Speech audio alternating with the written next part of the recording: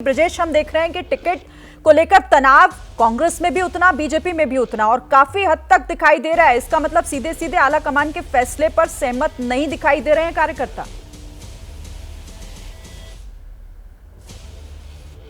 मध्य प्रदेश में तकरीबन 30 से ज्यादा सीटों पर बवाल हो गया है और जो 230 सीटें हैं तकरीबन सब जगह पे नाम तो घोषित हो गए हैं और जैसे ही नाम घोषित हुए हैं उसके बाद से बीजेपी क्या कांग्रेस दोनों जगह विरोध शुरू हो गया है। भोपाल से लेकर ग्वालियर तक, ये जबलपुर का वीडियो तो हमने देखा, भूपेंद्र यादव के सामने धक्का मुक्की हुई। आज ग्वालियर में सिंधिया के महल का घेराव हुआ, उस महल से जब वो निकले तब उनसे धक्का मुक्की की गई और उनसे अपना विरोध जाहिर किया कार्यकर्ताओं ने। दरअसल बात यही है, मध्य प्रदेश में जो भी चुनाव होता है बहुत दो पार्टी के बीच होता है और बहुत कांटे का मुकाबला होता है। तो इस बार भी दोनों पार्टी के लोगों को लगा है कि जिसको टिकट मिलेगी वो विधायक बनेगा। यही वजह है कि हर पार्टी में उम्मीदवार बहुत ज़्यादा हैं। कांग्रेस में इस बार 4000 से ज़्यादा लोगों ने अप्लाई किया था, यानी कि फॉर्म दिए थे, जिसमें से 230 लोग छांटे गए हैं। मगर एक बड़ी बात जो है वो बीजेपी से जो उम्मीद की जा रही थी कि इस बार जो बेहतर सूची आएगी, जो दावे किए जा रहे थे कि बड़े सारे लोगों ने कई सर्वे हुए हैं, तो ना तो कांग्रेस के सर्वे का असर उनकी टिकट सूची में दिख रहा है, ना बीजेपी का जो इतने बड़े बड़े नामी लोग आए थे कि जिस तरीके से उनको टिकट बांटनी थी, ना बीजेपी की सूची में दिख रहा है। ऐसा लग रहा है कि वही परंपरागत पुराने तरीके से जो पट्टेबाजी होती है, जो खेमेबाजी होती है, उस तरीके से टिकट बांट दी गई है। इसलिए बेहद नाराजगी है।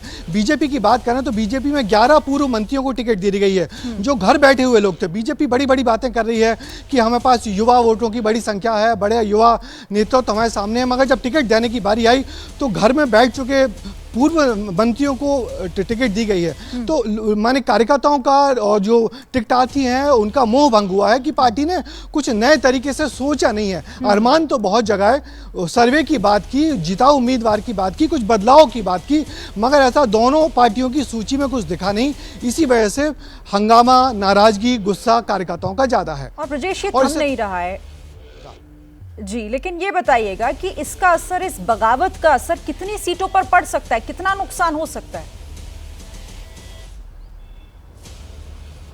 देखिए, फिलहाल तो 30 सीटों पे बीजेपी कांग्रेस को मिला लिया जाए तो 18 सीटों पे कांग्रेस के लोग नाराज हैं, जो हम लोगों के पास खबरें आई हैं, और 12 पे बीजेपी नाराज है। ये संख्या बढ़ भी सकती है।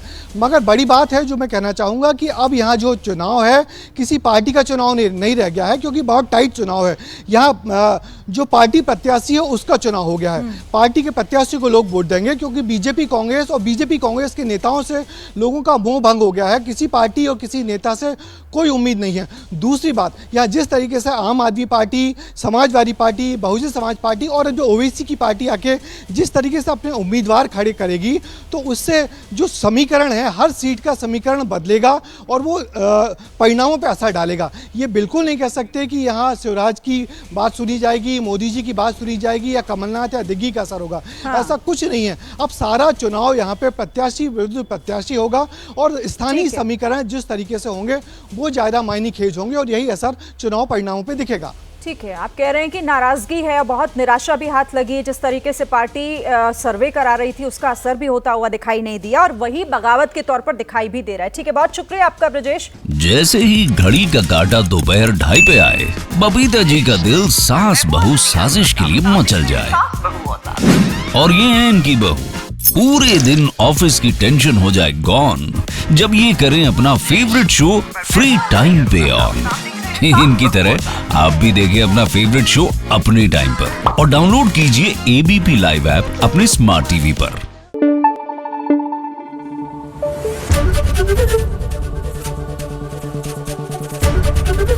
एबीपी न्यूज आपको रखे आगे।